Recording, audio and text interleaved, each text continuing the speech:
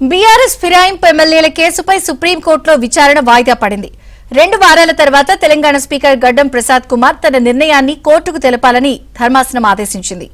అవసరమైతే మరో 2 వారాల గడువు పెంచుతామని సుప్రీంకోర్టు ధర్మాసనం తెలిపింది.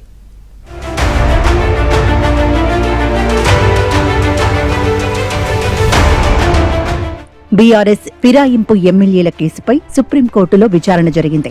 జస్టిస్ సంజయ్ కరోల్, జస్టిస్ అగస్టిన్ జార్జిల ధర్మాసనం ముందు ఈ కేసు విచారణకు వచ్చింది.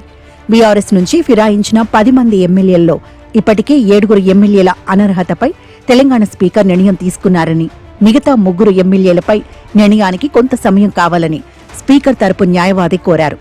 స్పీకర్కు కంటి శస్త్రచికిత్స జరగడంతో ఆసుపత్రిలో ఉన్నారని, కొత్త అసెంబ్లీ సెక్రటరీ జనరల్ వచ్చినందున ప్రక్రియ ఆలస్యమైందని న్యాయవాది అభిషేక్ మను సింఘ్వి కోర్టుకు నివేదించారు. ఇప్పటి వరకు స్పీకర్ తీసుకున్న నిర్ణయాలను నివేదిక రూపంలో ఆయన కోర్టుకు సమర్పించారు. మరోవైపు గత ఏడాదిగా ఇదే చెబుతున్నారని బీఆర్ఎస్ తరపు న్యాయవాది కోర్టుకు తెలిపారు. గతంలో 3 నెలల్లోనే ఫిరాయింపు ఎమ్మెల్యేలపై నిర్ణయం తీసుకోవాలని సుప్రీంకోర్టు న్యాయవాది శేషాద్రి నాయుడు న్యాయస్థానం దృష్టికి తీసుకొచ్చారు. సుప్రీంకోర్టు ఆదేశాల అమలులో స్పీకర్ విఫలమయ్యారని కోర్టు దృష్టికి తీసుకెళ్లారు.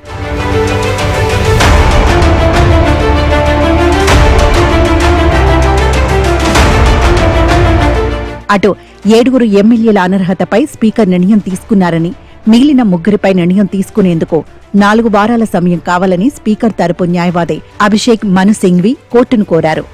అయితే 2 వారాల సమయం ఇస్తున్నామని సుప్రీంకోర్టు ధర్మాసనం పేర్కొంది. ఆ తర్వాత 3 ఎమ్మెల్యేల అనర్హతపై తెలంగాణ అసెంబ్లీ స్పీకర్ గడ్డం ప్రసాద్ కుమార్ చేపట్టిన ప్రక్రియపై అఫిడవిట్ దాఖలు చేయాలని ఆదేశించింది. అవసరమైతే మరో 2 వారాల సమయం ఇస్తామని సుప్రీంకోర్టు ధర్మాసనం తెలిపింది. తదుపరి విచారణను 2 వారాలకు వాయిదా వేసింది.